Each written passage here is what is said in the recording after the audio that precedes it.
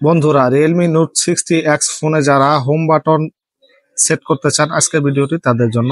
তো চলুন মূল ভিডিও শুরু করা যাক।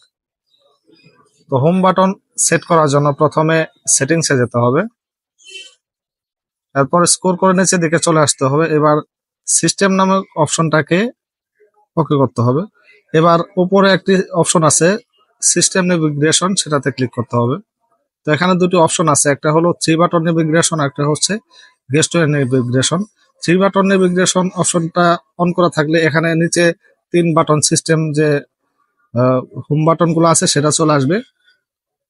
তো দেখুন নিচে অনেকগুলা সিস্টেম রয়েছে, আপনি যে সিস্টেমে চান সেটাতে আপনি সেট করতে পারবেন। আর যদি আপনার গেস্টওয়ে নেভিগেশন অন করা থাকে তাহলে কিন্তু আপনার সাইট থেকে কাজ করতে পারবেন। তো দেখুন আপনার ইচ্ছা মতো সেট করে নিতে পারবেন।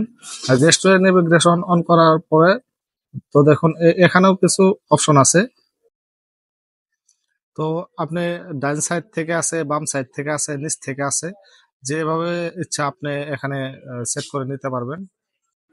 তো ধন্যবাদ সবাইকে ভিডিওটির সাথে থাকার জন্য। আর ভিডিও ভালো লাগলে অবশ্যই চ্যানেলটি সাবস্ক্রাইব করতে ভুলবেন না।